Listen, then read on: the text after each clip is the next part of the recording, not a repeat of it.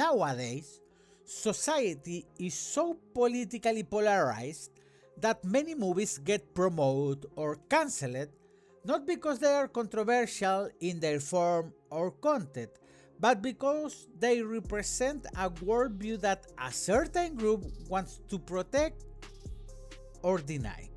And that's how we arrive at Citizen Vigilante, a film that sparked more controversy because of the message it carried than because of the blood, the violence, or the challenge to authority. It's clearly political. In fact, I go so far as to say it was created with that intention. Hello dear viewers and welcome back. My name is Amilcar, I am a sci-fi and dark fantasy author, and this is 4 Cents. The truth is, analyzing this movie without any political bias is almost impossible, because the movie itself is a political message. You might like it or you might not. You might see it as a warning of what could happen, or as an exaggeration that calls for civil unrest. But at least in part it achieved what it set out to do: generate public debate. In broad terms, the story follows a vigilante who goes around punishing the perpetrators of crimes in a European town. All those criminals have something in common. They are part of what many people denounce as mass immigration, mostly from the Middle East and Africa. And here's the key point.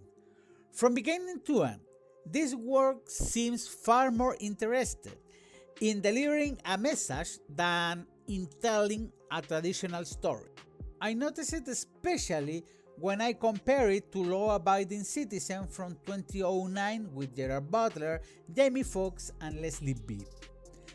In that film, Clyde Shelton is at home with his wife and daughter when two criminals break in, assault and murder both of them and leave him for dead. At the trial, despite all the evidence, the judge lets the criminals go free on a technicality.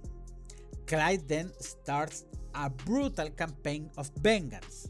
He doesn't just torture the perpetrators, he also goes after the judge and the entire system all the way to City Hall. In Law Abiding Citizen, there was a clear motive, a progression of events, and a real conclusion. In Citizen Vigilante, the beginning is much more chaotic. We simply see the actions of the protagonist, a man we only know as Sanders, with no context and no explanation of what brought him to that point in his life. We are left to assume he's the child who appears at the start of the film, but it's never made completely clear. And the ending feels closer to V for Vendetta than to an actual narrative resolution. It simply closes with a message aimed both at the characters inside the movie and at us, the people watching the screen. The events just happen. Sanders looks for the victims, tracks down the guilty parties, and executes them while the police run around in circles in an almost tragicomic way, completely unable to catch him. I imagine the director deliberately left the protagonist's actions so open-ended to avoid being accused of encouraging anyone in real life. Personally, for a character who's supposed to be that intelligent, those actions feel embarrassing and far from meticulous.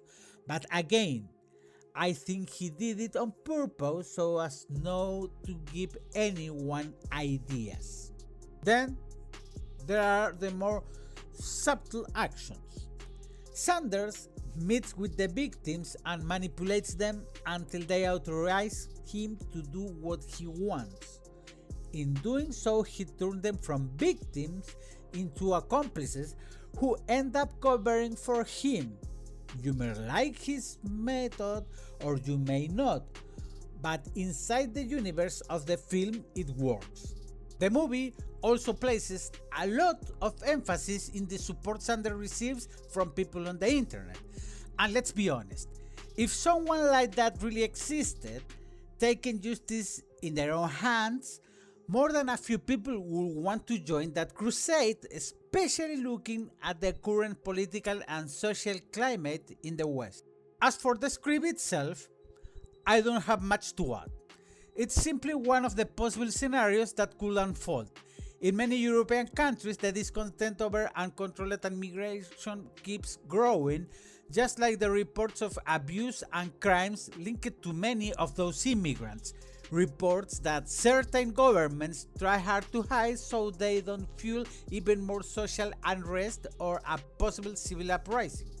One detail that did bother me narratively speaking, there are a couple of scenes where Sander is talking to someone and, from the dialogue, it seems he's being questioned by the police about some incidents in a bar. But in the overall context, it gives the impression that the law enforcement had already connected him to the murders of immigrants. That makes the officer's behavior feel even more chaotic and almost cartoonish. Now, let's talk about the characters. In reality, there are only two who actually recur through the plot. The first is Sanders, a businessman obsessed with neatness and with respect for the properties he owns. He's such a perfectionist that in one scene he goes with a prostitute and right in the middle of the act notices mold on the walls, and it irritates him because he owns the building. Precisely because of details like that, I was thrown by how careless he turned out to be when it came to carrying out his own form of justice. His moral code, however, is quite clear. In more than one occasion, he gave a second chance to some of the perpetrators, even a person of color, which removed any racist bias from the character.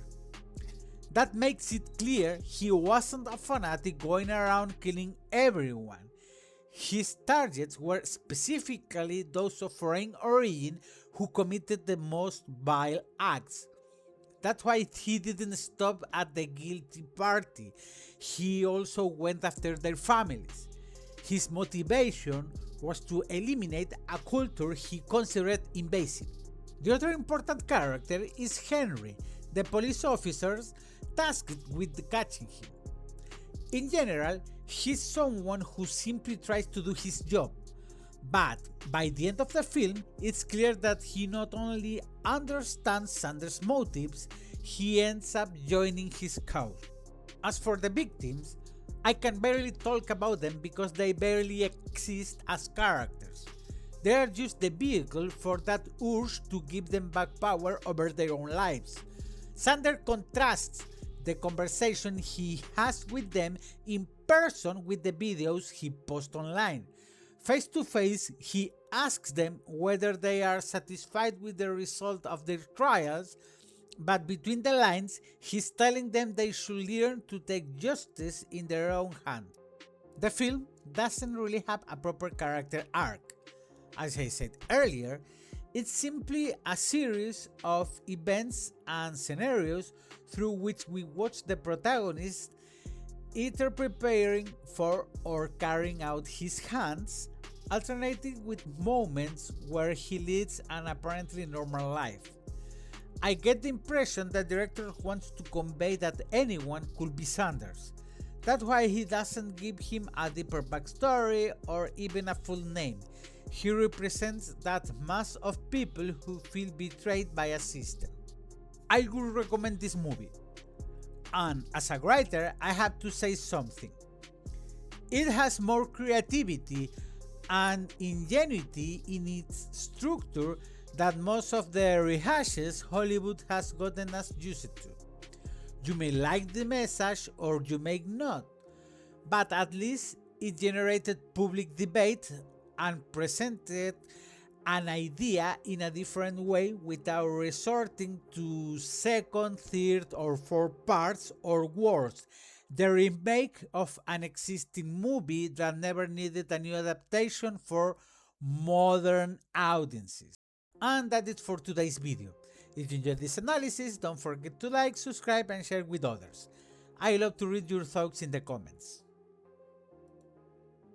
So, what do you think about the message in Citizen Vigilante? Do you see it as a necessary warning or a dangerous exaggeration?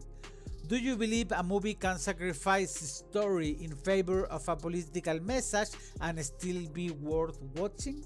Once again, thank you so much for watching. My name is Amilcar and I'll see you on the next 4 Cents video. Bye bye.